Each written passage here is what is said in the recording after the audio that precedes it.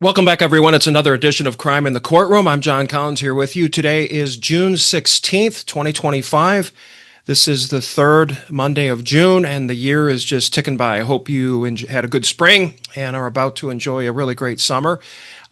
We are doing another coaching session today, but the timing of it is good, which I'll explain in just a little bit. We were supposed to have some guests on our show today, and we're going to be getting to that soon. I'm actually really excited about it, but one of our guests had an unexpected illness, and so we were unable to do the panel discussion, so we're getting that rescheduled. That was originally supposed to be for today, but it's going to allow me to do a coaching session on a subject that's very important to me, and that's on expert witnessing and preparing forensic laboratory scientists in particular for the rigors of expert witnessing. And the occasion that makes today's episode timely was my return from the New York Police Department.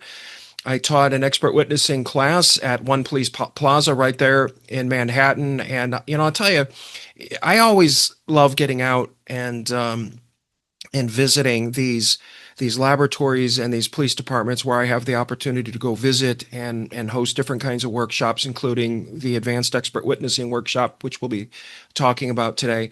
But I have the opportunity to get civilian forensic laboratory scientists that come through my class, as well as sworn police officers that are working in a laboratory environment, and they're all just fantastic. We were in the middle of New York City. There was a lot going on. Some of the members of our class had to be deployed for some of the protests that are flaring up across the country, which obviously the most serious one right now is in Los Angeles. But these folks, they do such a great job, and it makes me grateful to be in a position where I can support them in doing their job. So to my new friends out there in New York City, I hope you're doing well, and I hope you're still safe. And I appreciate the opportunity to spend a couple of days with you.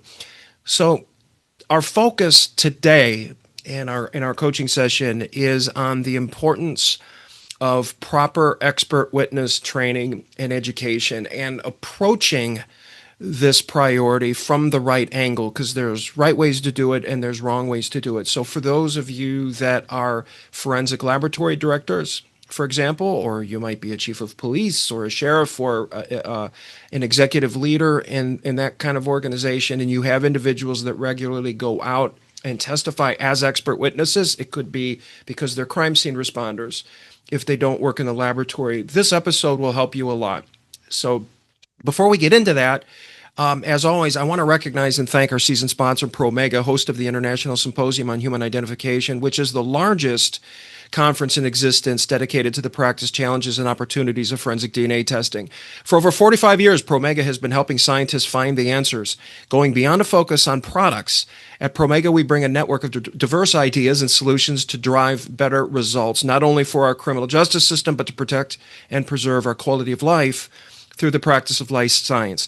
ProMega is the team that turns questions into discoveries. Learn more at promega.com. That's PROMEGA.com. And for information about the upcoming symposium later this year, visit ishinews.com. That's ISHINEWS.com. I do have a follow-up housekeeping item, an announcement that I made earlier. We gave a quick shout out a while back, if you remember, this was a few weeks ago, to one of our former guests, Caitlin Burchell with NBC News in Connecticut, or NBC Connecticut. She joined me on the show for a really interesting conversation, and I mentioned that Caitlin was nominated for 3 Emmy Awards for her work this year at NBC Connecticut, and we just found out from Caitlin that she did in fact win an Emmy Award in the children and youth category for a piece that NBC Connecticut did, as I understand it, on connecting young children with space exploration and the benefits of that. So congratulations to our good friend Caitlin Burchell at NBC Connecticut for a very much deserved recognition. One other housekeeping item before we get started here. We're going to At the end of the show today, I'm going to be providing you with some information to access a training program that we offer. We've offered it for the last about year and a half, which is called Show Up Strong, which is a program for helping people build their authoritative presence and develop conflict management skills so that they can raise their level of confidence and, as the name implies, show up strong in a lot of different kinds of impactful or challenging situations, including expert witnessing. So I'm going to provide information on that along with a coupon code that you can use to get a discount in taking the program. It is an outstanding online, on-demand program that only takes about 9 hours, and so you can move at your own pace. But a lot of the things that we're going to be talking about today deal with applying your authoritative presence in the courtroom. Because as an expert witness, if this applies to you or if this applies to people that you are responsible for or whose training you are responsible for, that is the ultimate goal, is to show up in the courtroom ready to go, to show up strong, to be confident without being arrogant, to be articulate without being long-winded, to be honest, but to also be tactful at the same time. Expert witnessing is not for the faint of heart, and it's not easy. But the good news is that you can develop the personal characteristics and attributes that are necessary to serve effectively as an expert witness. And so in my training course, I tell some stories about my own experience as an expert witness, stories in which I did a good job and stories where I sort of dropped the ball and made some mistakes, because I want my students to learn from that. So I want to mention, when we talk about our workshop, Advanced Expert Witnessing, a few years ago, this was after the pandemic, there was an opportunity to kind of make a significant modification to some of the content, to update some things. There was even, for example, in the Melendez-Diaz confrontation clause case trilogy, we had a fourth case come out in 2024. And so now it's the Melendez-Diaz quadrilogy. So we needed to make that update. We also included a lot of new communication exercises to help people build these communication muscles that we're going to be talking about today. And the thing that, please understand me, I'm not saying what I'm about to say for the purpose of patting myself on the back or to brag, but actually to make a specific point that could be useful to you. We have had over 200 people in the last couple of years go through our live advanced expert witnessing course. So this is where I go out to a lab or to a police department and I teach. I can't do any more than 25 people, because of the way that the course is structured, but sometimes I'll do back-to-back workshops if we need to get more people through it. And so this is where I show up on site. And as I said, we've had, over the last couple of years, over 200 people go through the program. The feedback scores were so high on a scale of 10 down to 0 that it was confusing me. I didn't understand why these feedback scores were so high and why people found it so impactful and were so excited to go through it. And as a facilitator and as a course content developer, obviously I do want high feedback scores. Typically, if you get a score over 8 out of 10, that's good. If you get 9 or 10, we call those promoter scores, and those are even better. But with very few exceptions, I was seeing 9s and 10s for everything. And feedback scores, so there's 7 questions on the feedback form. And the number of feedback forms that we get from students, and it's anonymous, so they don't put their name on it. The number of feedback forms that we get where all 7 scores are 10 out of 10 is remarkable. And having studied the data and reading all of the comments, which I always do, I'm starting to get a better understanding of why I think this is. It's because we are actually accomplishing something specific, excuse me, related to personality science that I think is energizing the students during the course. And it's something to think about as you, for those of you that that are in a field like forensic science where you testify in court or you develop people who go testify in court. These things that we're going to be talking about are going to be helpful to you. I find it fascinating, and I'm constantly learning. It's one of the things I tell all my students that come through my workshops is that I'm a student with you. I'm fascinated by this stuff, which is why I do it. And so after every course that I do, I am learning. So I'm a student, and I love being a student. So we have a problem in the forensic laboratory sciences. And so this applies to you in the labs. It could apply to those of you out there, and I know there's some of you out there listening to our show who are prosecutors or defenders as well. We may have one or two judges, for all I know. But the problem is that in today's society, if you will, today's culture, we have forensic laboratory directors or any kind of police administration that sends police officers to testify as expert witness because they process crime scenes or they respond to crime scenes. Assertiveness seems to be getting harder and harder to develop in younger professionals. And so timidity and politeness are very common. But timidity and politeness are not necessarily beneficial in the art of expert witnessing or in the enterprise of expert witnessing if you can't control it, if you can't be intentional about your politeness or intentional about your agreeableness. So for those of you that have worked with me as a coach, and I know many of you have, and I appreciate that, I give two assessments to every single coaching client that comes through my practice, the Clifton Strengths Assessment and the Big Five Personality Assessment. So many of you have taken the Myers-Briggs Personality Test, which is a great assessment. I still use it in some instances, but Myers-Briggs is no longer considered the most scientifically robust of the personality tests. The Big Five, or it's also called the five-factor model, is considered to be at the top of the list now in measuring personality and understanding where people are as far as their different personality traits. And so you can remember this by the acronym OCEAN: openness, conscientiousness, extroversion, agreeableness, and neuroticism. And as I often tell, I have to tell my clients that neuroticism, that is kind of an inflammatory word, but it actually isn't. It's a scientific term that is related to personality science, which simply means a person's susceptibility to negative emotions.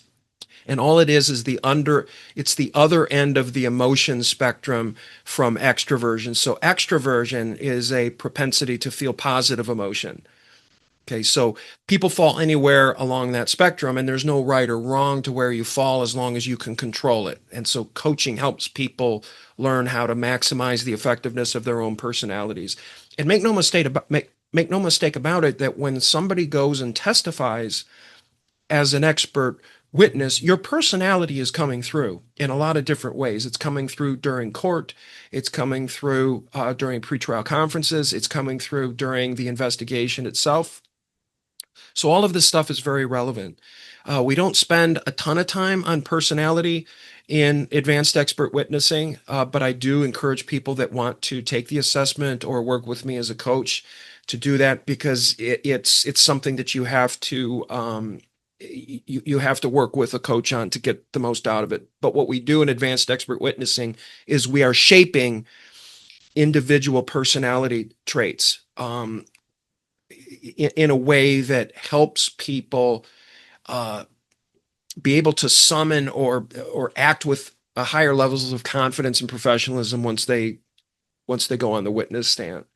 So with regards to personality science in expert witnessing and what it is that we seem to be accomplishing when we do the advanced expert witnessing workshop, which is a 2-day workshop, um, is we are touching on certain aspects of the personality, which is causing the individuals that come through our workshop to sort of re-engineer their personalities through the information that they're getting in the workshop. Let me give you some specific examples of where I think this is happening. The first is that in some ways, we are lowering people's agreeableness, and we want to do that. And when I say we're lowering their agreeableness, another way to say that would be that we are helping people modulate or control their level of agreeableness, or be intentional about their level of agreeableness, as opposed to being reflexively agreeable. Because if you're reflexively agreeable, then you're going to have a harder time in really difficult situations or when the pressure is on. Because when people feel stressed, we tend to dig deeper into our natural tendencies. So if you're naturally a very agreeable person, you're going to dive into that agreeableness even more once you feel the stress of the courtroom.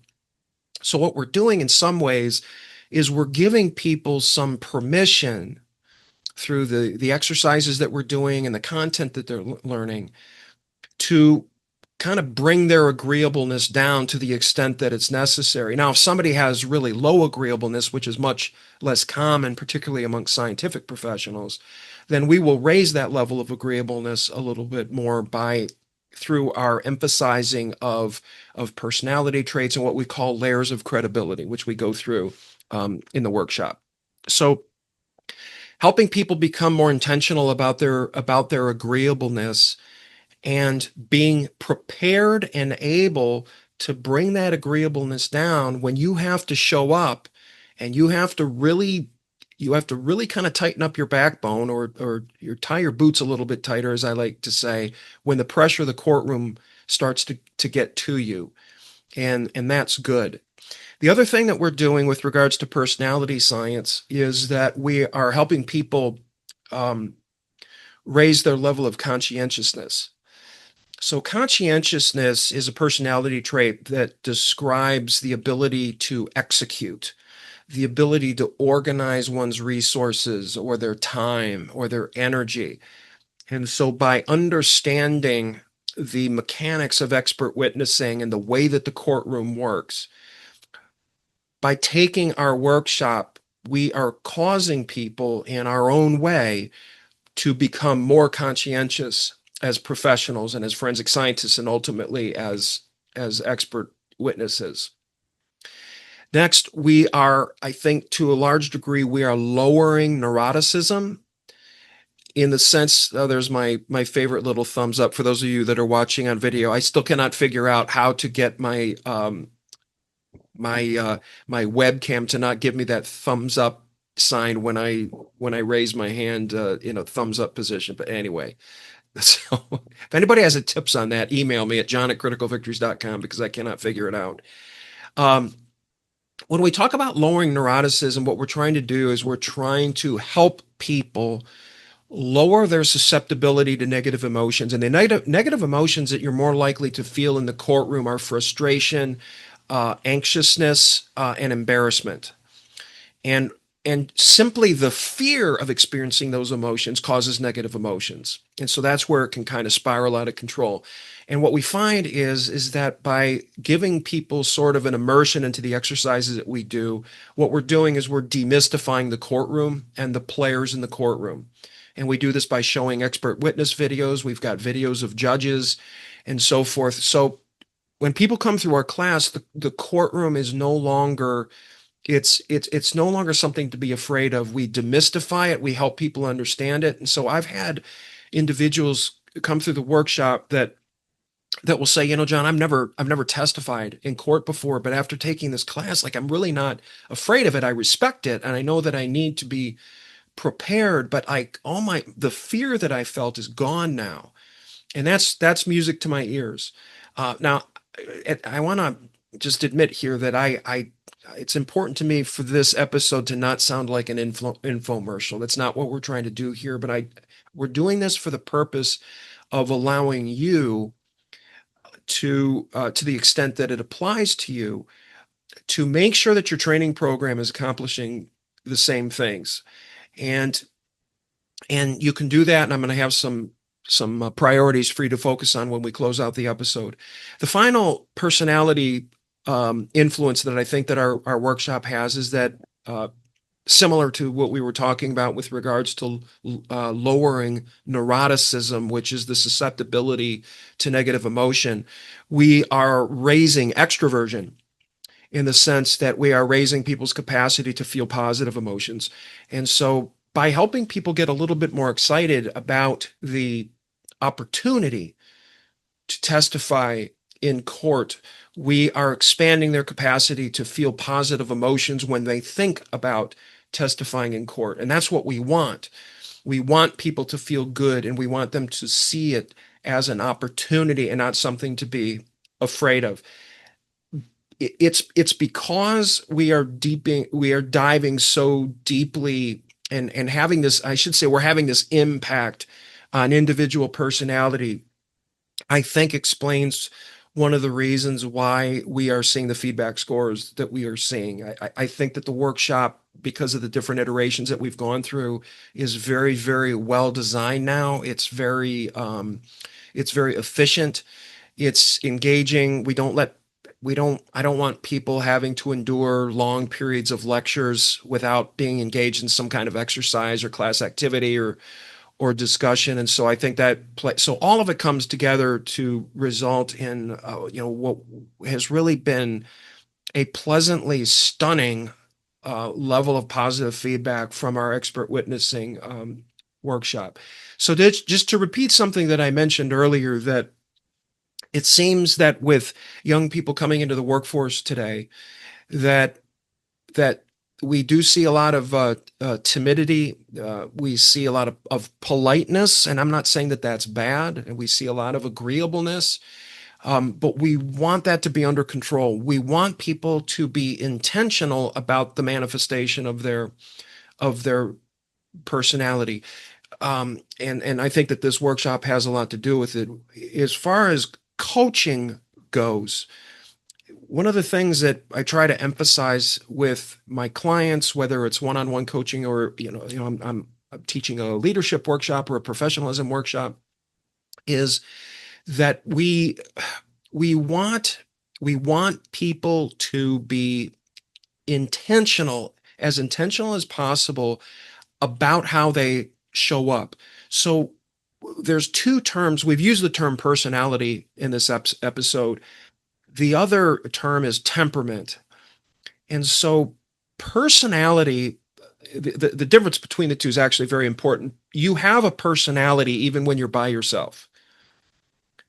Okay. And so I've got a personality, you have a particular personality, and we can measure that, we can study it, we can understand it, and we can shape it through practice and different ways of thinking. That's the great thing about human personality. Temperament, however, is how people experience you. And the thing that I really try to get people to understand, and this is something to get every young professional to understand, is that you're not just a person, you're not just a professional, you're not just somebody that has a personality. You are an experience for people. People are experiencing you. The attorneys in the courtroom are experiencing you. The jury is experiencing you. The judge is experiencing you. The bailiff, all of the members of the public that are seated in the public seating area, they're experiencing you. Every person in your life, every person in your career is experiencing you. You are an experience for people. And so one of the best things that you can do to help develop people, whether it's through training or through coaching, is to help them gain some control over the experience that they create for other people. And when you go into the courtroom, one of the most important things that you can do, and those of you that have gone through the workshop know that we spend a lot of time on the first 2 minutes, the importance of the first 2 minutes with some of those drills that we do. But we want to emphasize that we want, as expert witnesses, to create as positive an experience as we possibly can for everybody in the courtroom. And that takes work, and that takes training, and it takes commitment. It takes a desire to want to continually improve. And it's something that we have to do for we can never stop doing it. We can't ever stop trying to improve and take seriously the experience that we are creating. So again, just to reiterate, you're not just a person, you're not just a professional, you're an experience. So the question I'd like to pose to you, or to your people, or that you can pose to your people, is what is it like to experience you? And what kind of experience do you want to create for people? And how do you want to be held accountable for that? And how are you going to hold yourself accountable for that? And that's how you really start to develop people that start thinking differently about the responsibilities and the rewards of serving as an expert witness in a court of law. I'm going to be getting to some developmental priorities. I've got a list of, let's see, how many do I have? I've got a list of 6 that I want to share with you. But before we get to that,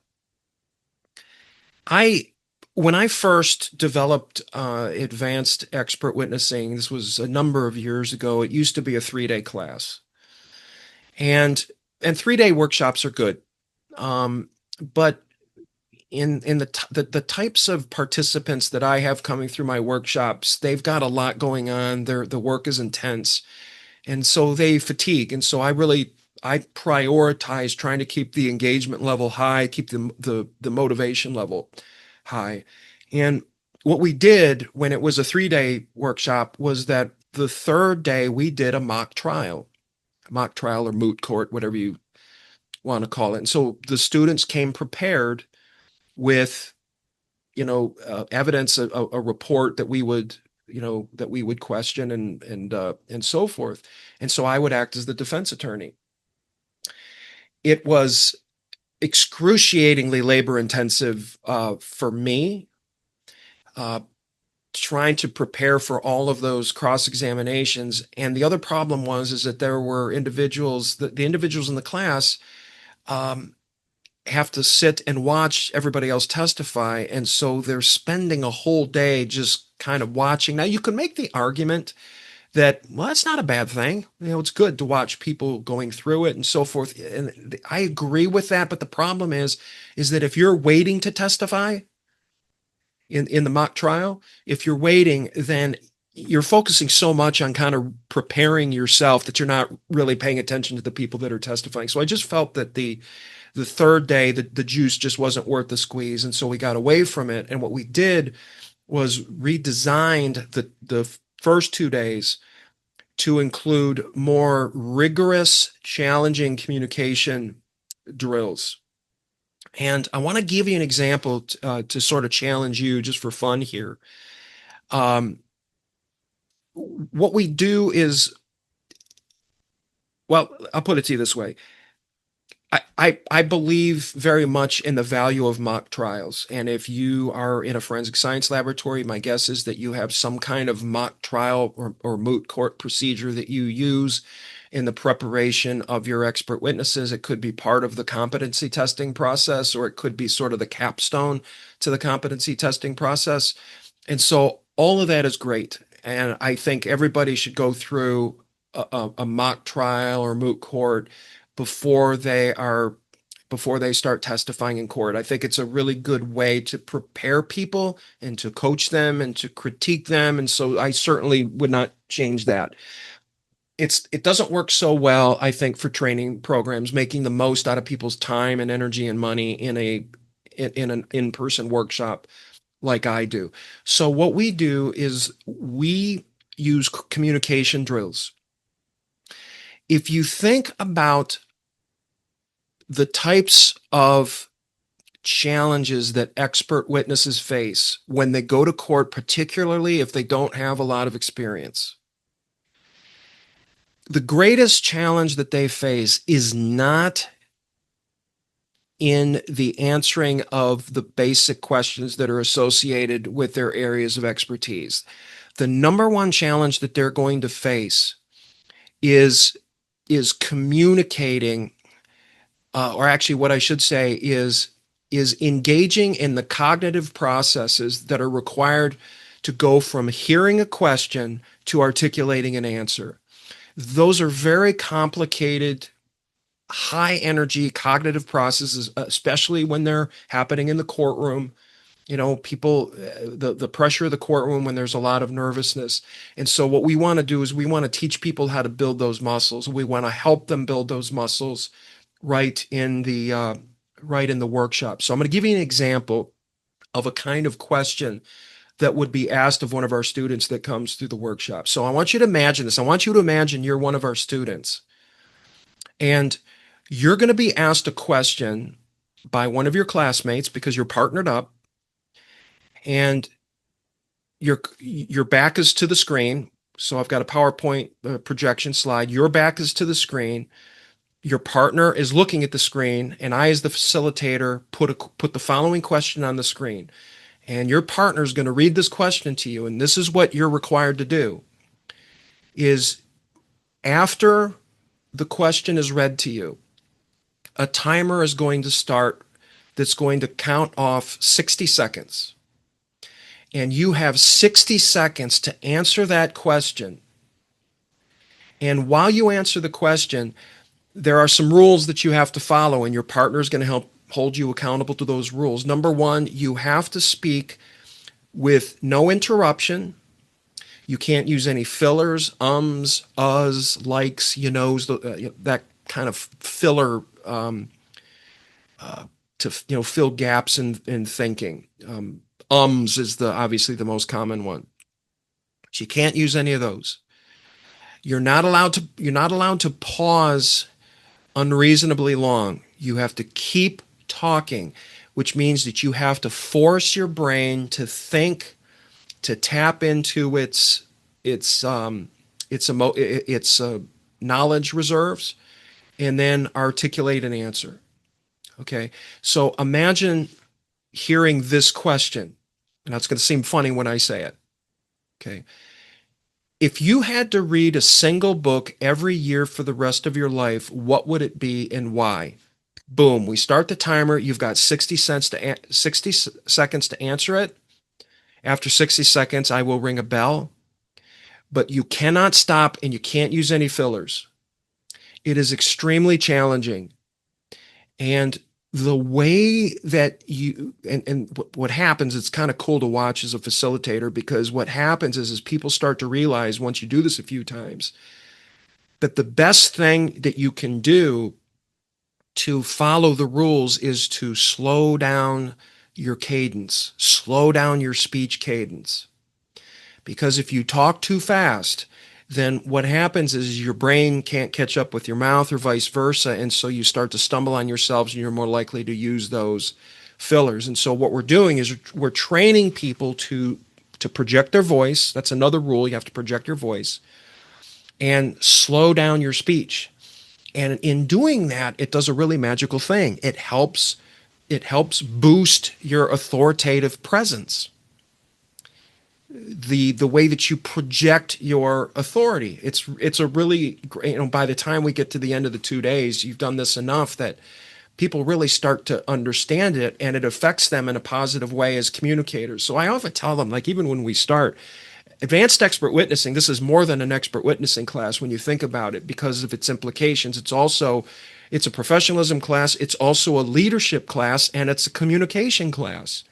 Because the skills that you need to testify effectively as an expert witness are the same skills that you need to be an effective leader in many, many ways. And I think people get that once they go through the workshop. So the Advanced Expert Witnessing workshop has been fantastic. We do it mostly with forensic laboratory scientists, which is my primary client base. It's where I come from. But we can also put doctors through it. We can put any forensic engineers, forensic accountants. It's all the same thing. We're teaching them about the courtroom. We're demystifying it. We're teaching communication skills, and we're getting people to think like expert witnesses. And so I'm excited about it. And every time I do this class, I get kind of a surge of energy because I enjoy it so much. So for those of you that might be training officers or laboratory directors or unit supervisors or quality assurance managers in forensic science laboratories, I want to leave you with a few things here, including some key developmental priorities for your people as you develop your people. I've got 6 of them, and I want to go through each one here. Uh, First of all, this isn't really developmental, but I think it's an important one in this day and age. And this goes to what we were talking about in episode 92 when we were talking about evaluating expertise and credentials. I'd like to encourage your organization to require your scientists, your expert witnesses to maintain an updated CV, and that they include on the CV a signature where they certify the accuracy of the CV in its entirety. This is very important nowadays because dishonesty seems to be on the rise. People seem to be more willing to lie about their credentials because they want to get a job. They lack the integrity that you really need for this role. And if it is ever discovered that they have been lying about their credentials or they've been exaggerating them, then you can take the appropriate action. And when people sign that CV and there's a certifying statement that they're signing underneath, it's a reiteration to them about the importance of the responsibility and the importance of their own professional integrity when it comes to their work, including expert witnessing. And if you would like if you'd like a sample certification statement to include on your CVs, shoot me an email at john@criticalvictories.com, and I'd be happy to send you one. I certify my CV with my signature. Number 2, as I talked about a moment ago, you want to focus on developing the cognitive foundations for effective communication, which means that you want to train it like a muscle. So you can do this for fun.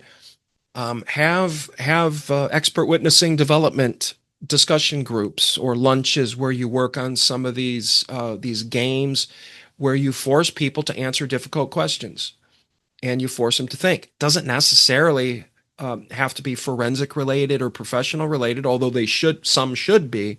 We use a mix in our workshop of silly questions and serious questions that our students have to answer that relate to their expert witnessing skills and their forensic background.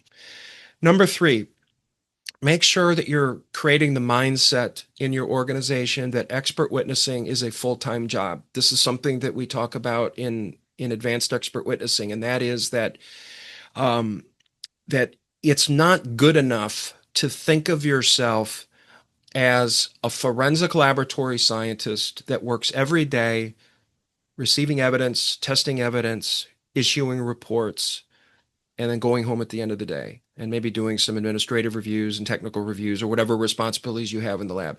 And then every now and then I testify as an expert witness. In other words, when I get around to it or when they need me.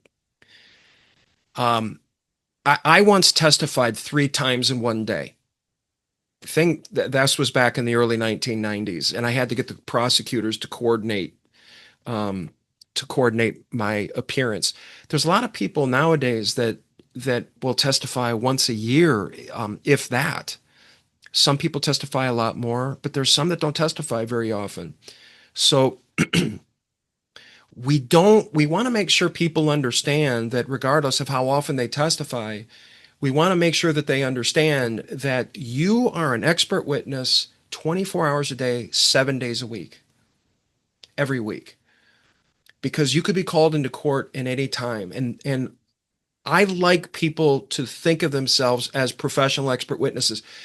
If they think of themselves that way, we all know that that's going to help them be the effective forensic scientists that we want them to be.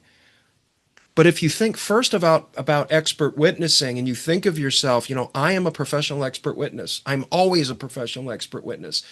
Well, that mindset is going to have positive implications for everything that individual does inside and outside of the courtroom. So we want to reinforce that. Expert witnessing isn't a thing that you just do every now and then. It's a thing that you always do. You're always an expert witness, and that's really important. Number four, allow your younger scientists to watch experienced scientists testify, whether they come from your laboratory or not. The more that they can get into the courtroom and see other witnesses testifying, the better. Even if it's not an expert witness, it can still be helpful. Make sure you don't violate any sequestration rules or anything like that, which shouldn't be a problem as long as they're not under subpoena. But get people into the courtroom as often as possible in the first year of their employment, first couple of years, so that when they start testifying, the court feels like a very familiar place. And that will really help them and accelerate their development. Number five, conduct mock trials or some kind of communication drills for anyone who hasn't testified in a 6 to 12 month period. If you're going more than 6 to 12 months without appearing in court, then you want to make sure that you or an individual that you may be responsible for, make sure that they're getting exposed to some kind of mock trial. We do some swearing in drills in our workshop. For those of you that gone through our workshop, you can do your swearing in drills just to get into the mechanics. And if you're experienced and you're not getting to court very much, take yourself to court and watch one of your colleagues testify. In other words, get your tail into the courtroom as often as you can, and it's going to make a big difference. Number six, and finally, this is the one that I think requires a lot of attention. I also think it's probably the highest impact tip that I can give you, or that I could give anybody that is serving as an expert witness, and we work on this a little bit in our workshop. Teach your scientists how to launch a vigorous cross-examination attack against their own science or expertise. This is by far the most valuable exercise that you can go through, is learning how to attack your own science, learning how to attack your own expertise, your own base of knowledge, the foundations of your science. Because if you know how to do that and you really work at it, then what will end up happening is that you'll be able to withstand really, really difficult cross-examinations once you go to court, because you're going to be used to it, because you've prepared those cross-examinations. This could be something that I don't know that it's necessarily something that you would want to prioritize in the first year or first 2 years, but it could be something that you really kind of reinforce with scientists as they hit the forensic scientist 2, forensic scientist 3 level. People that are experienced in testimony have to learn how to attack their own science. We spend a lot of time defending it and learning how to defend it, but how would you attack it? And that really helps people understand the basis of the scientific foundations of what they do. And when it comes time to endure a really vigorous cross-examination, it will help with that, but it'll help with everything that a scientist does in the courtroom. So just to kind of close here, our goal, and I know that it's your goal, whether you're an expert witness or you're an administrator and you've got people who testify regularly in court that you're responsible for. We all have the same goal, which is that we want to go into courtroom, we want to testify, and then we want to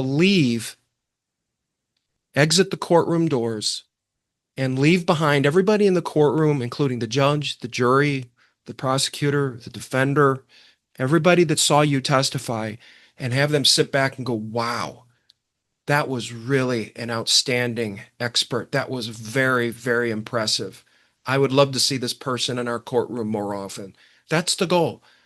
That's the experience that we want to create for people in that courtroom.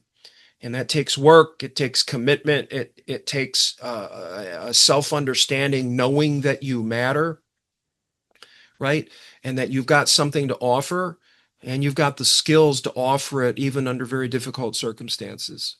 So that's the goal. That's what we're trying to accomplish. And so I hope that all of these things that we've talked about in this episode will I don't know, it will inspire you to think about the way you develop yourself or the way that you develop your people to make sure that you're really getting them ready for the rigors of courtroom testimony. And it's obviously one of the most important things that we do, especially in forensic science laboratories. One final point, as I mentioned earlier, we have our Show Up Strong workshop, which is it's 9 hours completely on demand. You can sign up as an individual, or you can buy a subscription group to get if you want to do it for multiple people. We have significant discounts, so the more registrations you purchase, we have different packet levels. So the more people that you sign up, the more your discount is. But if you go to criticalvictories.com/showupstrong, it's all one word, criticalvictories.com/showupstrong. All the information that you need is there. We get into some personality science. We talk about the Clifton strengths and how that relates to dealing with different kinds of testimony or difficult situations. If you are interested in hosting advanced expert witnessing at your laboratory or at your location, or if you'd like me to set something up and see if we can get people from multiple laboratories to come sign up, please get in touch with me at john@criticalvictories.com, john@criticalvictories.com, or you can give me a buzz at 517-803-4063, and I can send you a quick quote. I just need to know the number of people. We can't go more than 25. So if you've got more than 25, we may need to do multiple workshops, but I'm more than happy to stay in town for a week or even more if we're going to get more people through it, because it's an absolutely outstanding workshop, and I cannot even begin to tell you how much I enjoy facilitating it. So my encouragement to you is show up strong. And when it comes to expert witnessing, be the very best that you can be, and always keep in mind that in everything that we do, whether it's expert witnessing or in our lives, in our careers, we're not just people, we're not just personalities, we're experiences. And it's good to hold ourselves accountable to creating the most positive experience we can for anybody that is listening to us or working with us, collaborating with us, and so forth, including in the courtroom. I hope this helps. We'll see you soon.